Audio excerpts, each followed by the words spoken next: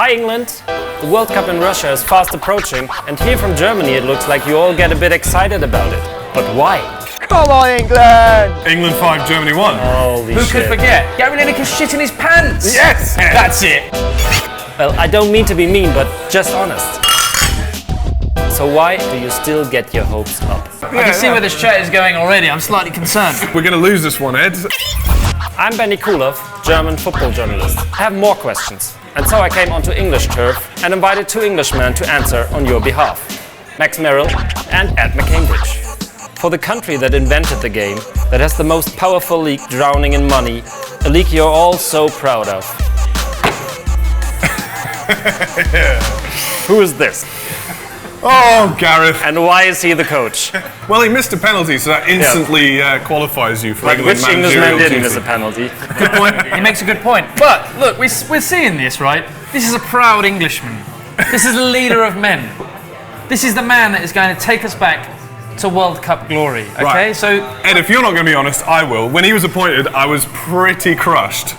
I was kind of happy we had Big Sam because I thought, we're never going to be Spain or Brazil or whatever. So Big Sam is like the answer. Just keep it tight at the back, play it up long, get Carroll or someone to nod it in. But Gareth Southgate, when he got appointed... But to be honest, what did he done for English football? well, no, I totally agree with Max. Right, when he was appointed, it was quite disappointing, right? Because considering the sort of managers we've had in the past, even Roy Hodgson had been at some big clubs, he'd done well. No, you're just saying that because you're a Fulham fan. He's a legend in Fulham, right? But we'd had Fabio Capello, for example. Sven-Göran Eriksson had done well. Yeah. He was the worst appointment at the time.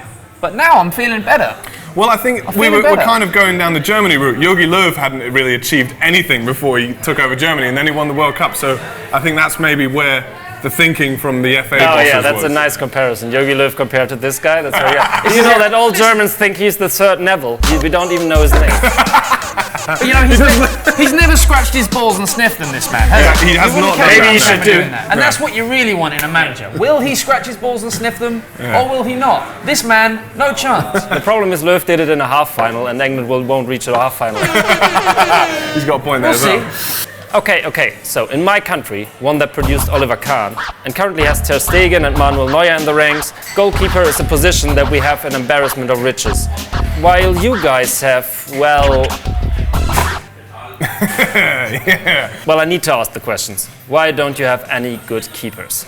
It's not as bad as it used to be. I mean, we had David Seaman for a while. Come on. Matt was David he was Seaman. all right for a while. And Listen, then, hey, we're going to have a problem if we start on David Seaman right now. He's the best we've had. Maybe he would even be the best for this World Cup. No doubt. I'd take the current David Seaman now. 75 years old. He can go straight in as number 1. They're young goalkeepers. In the past, we've had experienced goalkeepers. Joe Hart has been the guy we've had for the last couple of tournaments. And David James. He's really stunk the place up, Joe Hart, hasn't he? I mean, Jack Butland and Jordan Pickford are pretty good goalkeepers, Well, Jack I think. Butland's just been relegated with probably the worst team in the whole league in Stoke. They were absolutely woeful this season. And the fact that he's made it and is probably going to be our number 1 tells its own story. You recently won the Under-17 World Cup. You clearly have some talent coming through. But the World Cup squad for Russia surprised me. Because you finally picked some youth. The people of England are excited. Gareth Southgate is excited. But no Sancho. I mean, Southgate, he said himself that this World Cup wasn't really about getting far in this tournament. Obviously he wants to, I'm sure he does. He really said that. But what it's about is also looking to the future and picking kids that will get tournament experience here.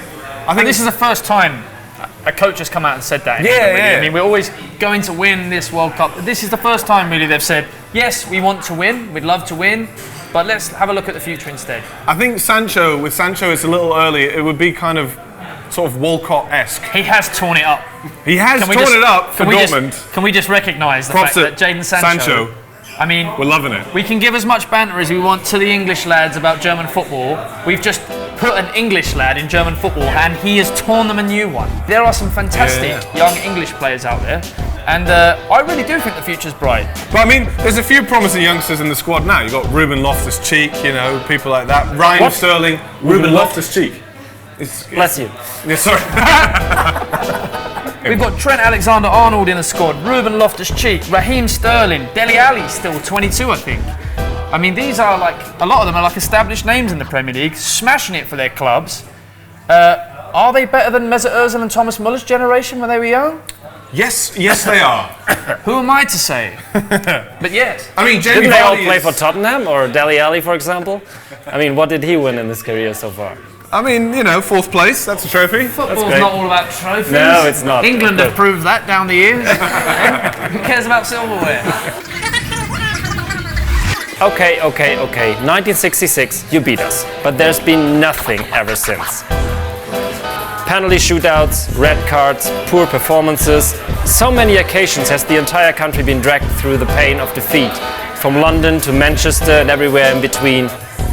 So why, despite of all of this history, why are you always so shocked to lose? I love that you said that we had nothing ever since. 5-1, 2001. England 5, Germany 1. Holy Who shit. could forget? How dare he forget? I mean, in all seriousness. Yeah. Of course, we know we're rubbish at tournaments.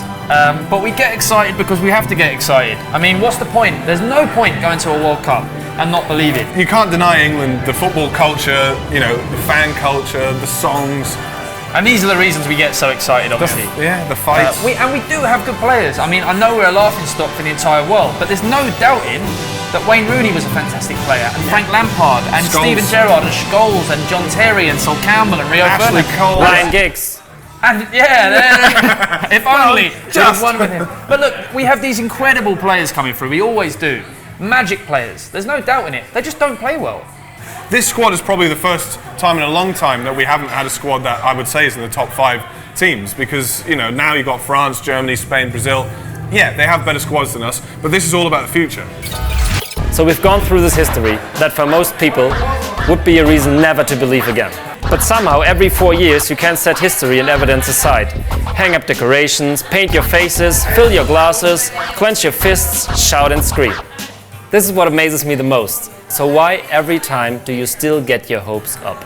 I remember as a kid looking at the squad and having a Panini album and looking at the squad and thinking these are class players. Yeah. These are real talents. We've got not a good coach. I don't think we've ever really had a good coach in my lifetime.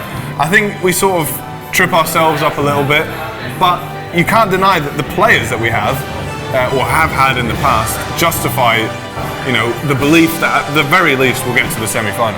And I think, when it comes to the World Cup, okay, England haven't won many of them, but we've been involved in some incredible moments. Do you know what I mean? That Jeff Hurst hat-trick, that goal that may or may not have crossed the line against Germany, the Maradona handball, Gazza's tears, David Beckham's kick at Simeone. Gary Lineker shitting himself. Gary Lineker shitting his pants. Yes! Which German shit his pants? Yeah, one of the biggest World Cup moments ever. I mean, these are the reasons we tune into the World Cup. And there's no doubting, okay, England might not get to many semi-finals, we might not win the tournament, we might not cause much bother to the other teams, but there's always an incredible moment for England fans to enjoy and get behind and hate. So it's never a dull moment being an England fan. And that's why I'm excited for this World Cup. Finally, your tips. What's going to happen at the World Cup with England? Well, I think I'm the more conservative one here, and I'll say quarter-final. We've got a pretty good draw in terms of if we come out of the group stage, when we come out of the group stage, we will face probably Colombia or Poland. We can probably get past them. I reckon we can get past them. Quarter-final, and then we'll see. That's all I'm going to say. We're going to fight some Russian fans, probably. I don't condone that behaviour, but we're going to fight and lose that. That'll be our first battle. And once the football kicks off, we're going to beat Panama. We're going to scrape a draw against Tunisia. We're going to beat Belgium. You heard that here first. Have some of that, Kevin De Bruyne. You're not that good. Second round, we're going to smash Colombia. And then from then on, we're just going to bang Argentina, Germany, beat Brazil in the final. You heard it here first. What could go wrong? 3 lines on my shirt. Yeah. That's it. Poor guys. Sorry for that. So you convinced me a bit. I give you a win against Panama, but then 2 losses and you go home. So that's it. Yeah, Sorry for that. Probably about right. I'll take that. Cheers to that. Cheers. To England.